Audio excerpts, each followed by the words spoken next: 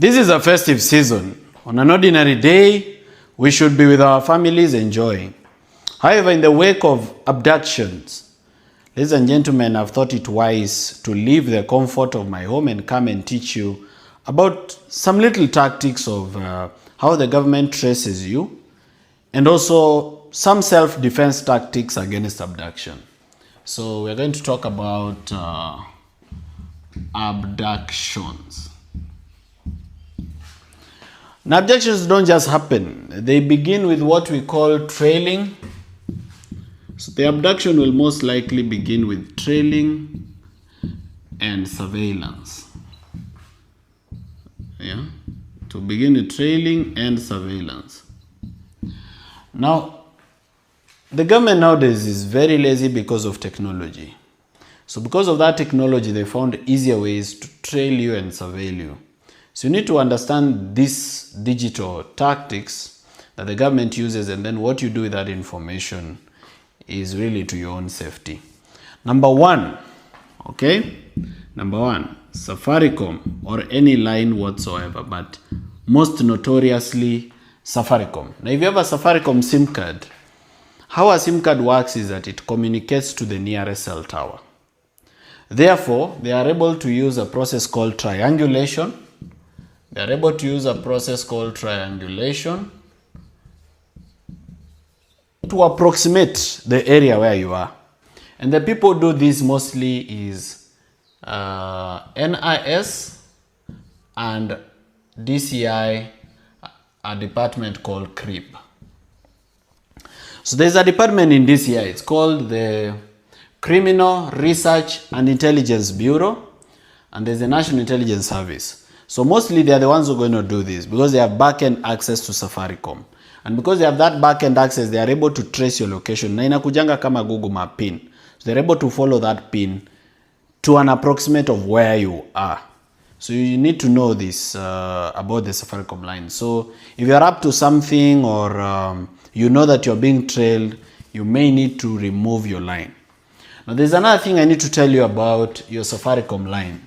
There is something about your phone called an IMEI, an IMEI number.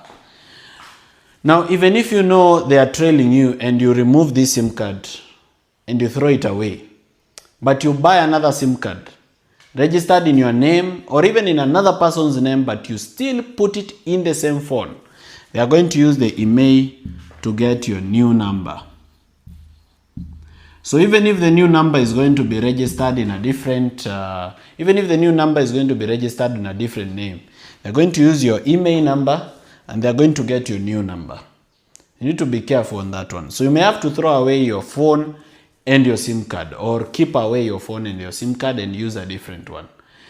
Some of you believe that ukiwa na katululu ama kamulika mwizi you cannot be traced. That's very false. That's not true. You can be traced with any device, including katululu. So be aware of that. Number two, all right, on the issue of tracking and tracing is KPLC. Now, so KPLC is very notorious for giving out your location. And KPLC knows literally where 90% of Kenyans live, especially if you have electricity. How they know is because of your meter number. Now, you will remember that whenever someone applies for a meter number from KPLC, they always provide the plot number. And whenever KPLC comes to give a quotation, they usually take the coordinates of that place. So because of this meter number and because of the national grid of the KPLC, they can use your meter number where you pay tokens to know your house.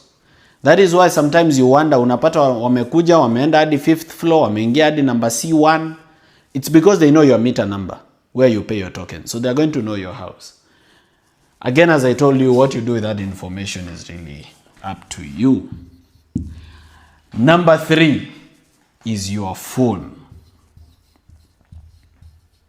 And here I want to specifically speak about something called Pegasus.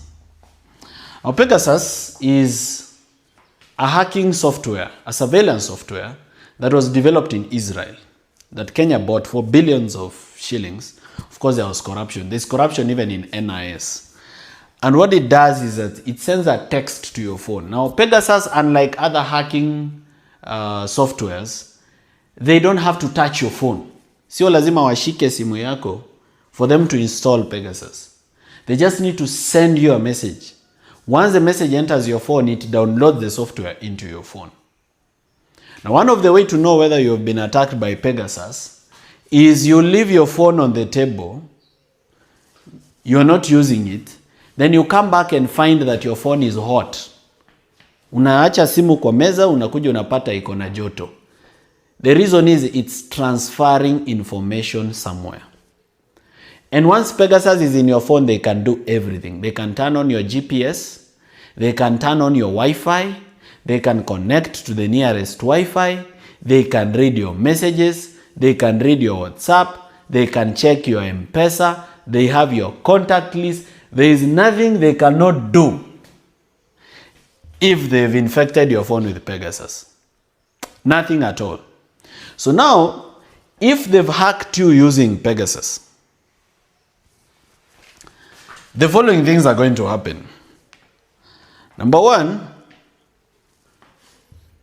they will access your information. They'll access your data. Everything you do, including calls. Number two, they'll turn on your mic. So there's a microphone in your phone. They'll turn on that mic and listen to you real time. Like as you're talking, they're listening. The third thing they'll do is they'll turn on your camera. So they cannot just listen. They can also take a photo of you or a photo of your surrounding as you're holding your phone. That's what they can do with your phone when they hack it. And as I've told you, they don't have to access your phone. It's not like these hackers who send you a suspicious email, you click on the link, then they hack your phone. No. This one, if they send it to your phone, you don't need to do anything. They've hacked it. Now, if you have the following things in your phone, you need to be careful. Number one, a loan app. A loan app. If you have a loan app on your phone, most apps that you use to borrow loans, what is it that a loan app usually asks you whenever you download it? Number one is allow contacts, allow the loan app to access your contacts. Number two, allow the loan app to read your messages, allow the loan app to access your photos. Now, the people are controlling loan apps in Kenya. They have access to your photos. So if you have nudes in your phone and you think somebody else doesn't have them, you need to think again. Okay? That's how much information the loan app can access. The loan app can read your messages because the reason they usually request to read your messages is to determine whether you are worthy of a loan. So they'll see your messages, maybe how many other loan are you borrowing from other places. Are there people who are asking you to pay them back money that you've taken from them? From your messages, they are able to know what business you do and what you are involved in. Imagine this is personal data that they are accessing inside your phone. So if you have a loan app, you should know that everything that goes on in your phone, there's a likelihood that the loan app servers have it. Okay? Number two, a dating app. They can either read your messages inside a dating app or they can come to you as a person wanting to date you. Now, the government has limitless resources and NIS is allocated an unlimited budget of billions of shillings. And because people are greedy, sometimes they usually steal that money. But whenever they put it to good use or to bad use, whichever the case, they can actually send someone to date you. It can be a lady, it can be a gentleman, it can be anything, depending on who you are and what you like. So they cannot lack $1 million or 200,000 or 50,000 or 10 million to give to someone to date you. In fact, they themselves, they have beautiful ladies and handsome gentlemen who can be given a quick Range Rover. They come and show you a lot of razzmatazz and glamour. You fall in love, and they start surveilling you. So they can either do it to surveil you for information, or they can do it to kill you. So death is also a possibility. So dating app number 3 is Google Maps. Now if you have Google Maps on your phone, just go to the settings, you'll see something called Google Timeline. And if your Google Timeline is on, itakuchorea everywhere you've gone with a blue kind of thing. So if this is Google Timeline, it's going to show you everywhere you've been to. Itasema ulitoka hapa, ukakuja Umoja, ukaenda Town, ukakuja Donholm, ukakuja West, ukateremka Mombasa Road, Mlolongo. It's going to draw everything every day, not just one day. As long as it's on, Google Timeline is drawing everywhere you go every day. So they can access it. They can know where you are on the 11th of November and where you went after that because of Google Maps. All right. Number 4. I'm now telling you about the kind of apps which, if you have in your phone, they're going to be dangerous. Sometimes they use game apps. So sometimes you may download a game app thinking that you've downloaded an app for a game, but this app is accessing other information around your phone. So it's a game app, yes, but it's also accessing your photos. It's busy accessing your messages. It's busy accessing your calls. In short, your phone is a danger. In fact, let me not just talk about which apps and which is not. Your phone is a walking danger as long as you have it. Okay? Now I see that the iPhone and BlackBerry are a bit safer. Android is most unsafe. iPhone, they keep upgrading their security, so it's a bit safer. But you see, we are Kenyans and the economy is struggling, so not everybody is going to afford an iPhone.